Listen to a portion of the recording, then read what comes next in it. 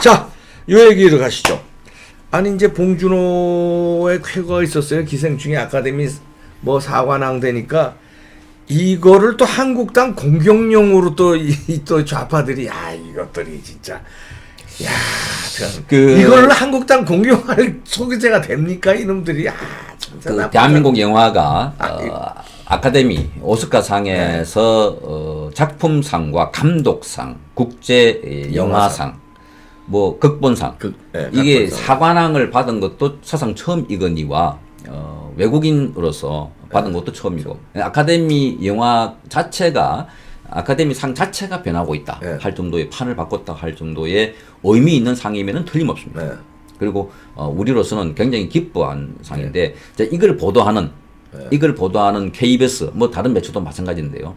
뭐라고 이야기하냐면 이 상을 막 소개를 합니다. 그러니까 아까 제가 말씀드린 여러 가지 의미를 부여하고 한국 영화 뭐 100년 사이에 쾌거다 이렇게 보도를 하면서 그러나 이 상은 자유한국당과 보수들에게는 좀 불편한 것 같아. 이제 이렇게 공격을 해요. 이놈들 봐라. 왜 불편하냐?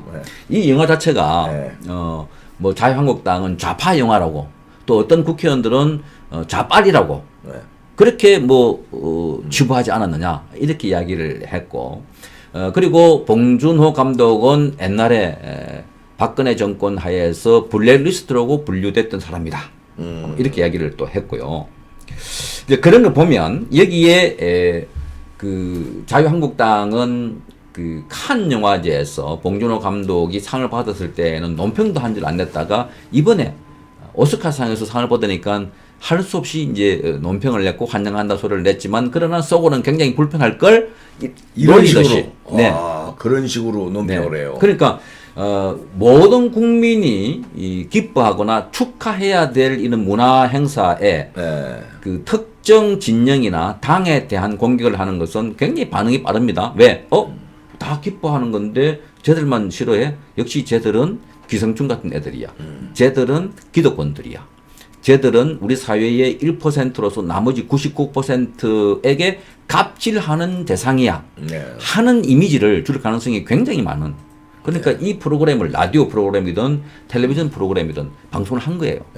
제가 이 말씀드린 거. 어저께 제가 성명도 쓰고 했는데 그러니까 이런 문화산업에서 이미 방송 또는 예술, 작가에 좌파가 쫙 깔린 거는 틀림없습니다.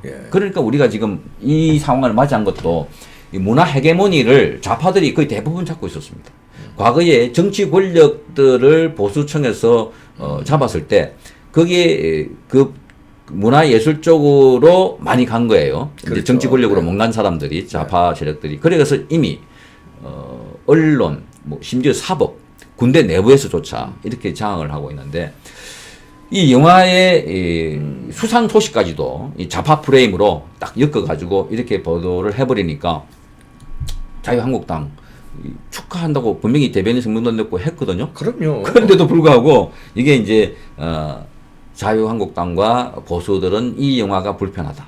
그렇게 하면서 이제 공격을 하고 있는데 사실 이렇게 하면 자기들이 그 주장하는 영화인들이나 또는 그 예술인들이 아주 개념 있는 사람으로 부각을 하고 또 이 그 우파 세력들에 대해서는 아주 그 예술적인 감각은 물론이거니와 이런 예술 감각을 탄압하는 세력으로 이렇게 비치는.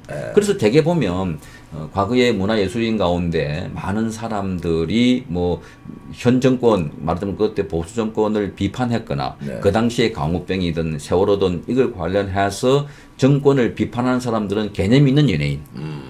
그럼 나머지는 뭐냐 이거죠. 개념 있다는 이야기는 뭔가 깨어 있다는 의식이고 연예인들 그 전제가 뭐냐고 하면 연예인들은 현 상황에 대해서 아무것도 모른다. 개념이 없다. 이런 이야기를 은연중에 비추면서 그러니까 연예인들 가운데 너도 나도 개념 있는 연예인에 들기 위해서라도 뭘 수상 소감에 반정부적인 발언도 했었고 과거에. 그런데 정작 좌파 정권 하에서 이 좌파 정권의 문제점을 지적하거나 또 잘못했다고 말하는 연예인이 누가 있을까요? 없습니다. 없죠. 없습니다. 그러니까 얼마 전에 여러분 잘 아시다시피 지금은 이미 그 좌파 연예인들이나 방송인들이 장악된 상황에서 김용민이라고 아시죠? 예, 예. 김재동은 뭐 한 해에 30분 프로그램에 350만 원을 받고 한 1년 동안 7억 이상을 받아갔다가 이제 퇴출이 됐고, 김용민이라는 자가 라디오 프로그램을 하고 있거든요. 예. KBS 라디오를 매일 하고 있어요. 더 라이브. 그리고 이 자가 다시 텔레비전에 MC를 맡으려고 하다가 그게 양희은이 하고 있었던 프로그램인데 거기에 이 그 양희은과 이 여성 세 분을 내보내고 자기가 들어가려고 했다가 반발이 문맥 맞았죠. 우리가 그 이제 막 양희은도 나 잘렸어, 나 잘리게 생겼다, 막 이렇게 하면서 막 반발하니까 그때 이제 김용민이가 발을 빼면서 안 갈게요. 그러니까 사실상 좌파 연예인들끼리 충돌로 김용민이라는 자는 여러분 잘 아다시피 뭐 옛날에 그 국무장관 라이스 국무장관에 대해서 뭐 강간 발언 등을 해서 굉장히 무리를 일으켰고 국회의원 출마를 하려고 하다가 그런 발언들 아주 막말 문제가 돼가지고 중간에 낙마를 했고, 지금 정가원 목사가 광화문 광장 일대에서 집회를 하고 있으니까 거의 매일 이 사람도 나가서 정광훈을 구속하라, 뭐 막말 이런 걸 고발하고 하는 사람인데, 그러니까 이런 그 좌파 성향의 연예인들 또는 방송인들, 문화인들 이 충만화되어 있는데, 여기에 상을 받으니까 이제 오스카 상을 받으니까 이게 보수들한테는 굉장하게 불편할 걸 하면서 이미 놀림감을 놓는 것 같은 그렇게 지금 문화 안에서도 양분을 시켜버리는, 사실은 그 이용하는 거죠. 이 이용하는 영화 거죠. 상을 갖다가 좌파에 이롭게 하고 보수한테 불리게 하고 정치 놀이를 요거에다가 씌우는 거예요. 가장 효과 있는 이게 그 얘네들이 잘하는 거죠. 도구거든요. 쟤네들이. 예. 사실 제일 잘하는 사람이 누구냐면 문재인이에요. 영화 판도라를 보고 야, 원전 이거 큰일 납니다. 이 영화. 그러니까 그 사람들이 원전에 대한 재앙 영화를 봤는데 설마 이 영화를 통해서 원전을 포기하거나 폐기할 정도일까 생각을 했는데 실제로 그렇게 했고요. 그 다음에 택시 운전사를 영화를 통해서 눈물을 흘린 거예요, 대통령이. 그러면서 광주 5.18 사건을 재조사해라. 아니, 광주 5.18 사건은 이미 4차례인가 조사를 했어요. 영화를 보고 난 뒤에 또 감독하고 그 영화 배우들하고 눈물을 흘리면서 재조사해라. 그러니까 영화 정치를 하고 있는 거예요. 암살 보고 김원복이 서운 줘야 된다고 그러고. 또 며칠 전에 이 그 우한 폐렴이 창궐하고 있을 때도 대통령은 김정숙이와 함께 극장에 가서 뭐 영화를 보고 또 나란히 사진 찍고 그 무슨 영화였던가요? 하여튼 있었어요. 그러니까 이런 좌파 성향의 매체를 통해서 굉장히 말하고 있는 그 메시지를 주고 있는 상황이고, 그러니까 상을 하나 받아도 이건 좌파와 우파를 갈라쳐 가지고 우파들은 불편할 걸. 그러니까 우리는 대한민국 국민이 아닙니까? 방탄소년단이든 또는 봉준호 감독이든 세계 무대에 나와서 대한민국의 자존심과 긍지를 내세운 작품이 있으면 같이 축하할 일인데, 그럼요. 이 축하에 우파들은 빠지라 하는 식입니다. 그러니까. 그 말은 좌파들로 하여금 우파들은 이걸 축하할 자격도 없는 사람들이야. 그리고 그 메시지는, 영화의 메시지는 반응하는 사람들이 주로 젊은 여성들이 많아요. 그러니까 이 맘카페 중심의 그런 여성들을 상대로 그런 자기 메시지를 보내는 것이 아닌가 이런 생각이 들고, 이걸 볼 때 지금 대한민국은 이미 좌파 주류 세력들이 다 장악을 했고, 그 장악한 세력들이 성질이 급해가지고 한꺼번에 우리가 10년 동안 굶었지 하면서 막 먹고 있는 게 지금 조국 사태, 그 다음에 여기 선거 부정 사태, 또 신라젠 사태, 그죠? 뭐 우리들 병원, 그리고 유재수, 예. 이게 사실은 다 연결되어 있습니다. 그렇죠.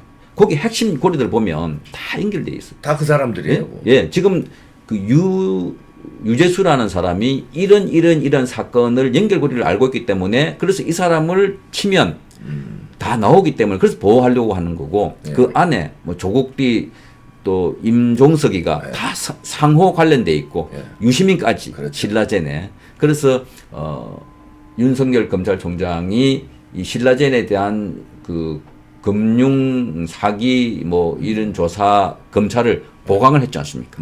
그러니까 이제 드라이브를 거니까 지금 뭐 유시민이가 난리 난 거예요, 지금.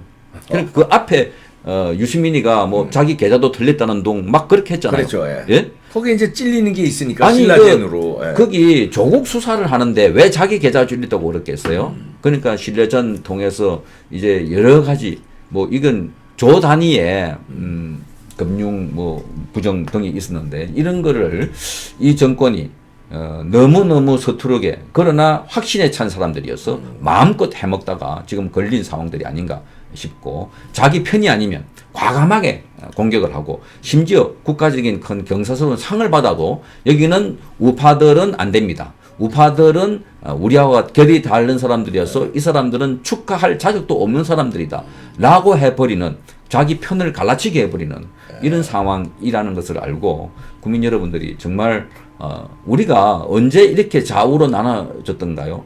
우리가 언제 보수 진보로 나눠져 있었습니까? 우리가 언제 여와 야가 나눠서 죽기 아니면 살기로 이렇게 싸운 적이 있었던가요?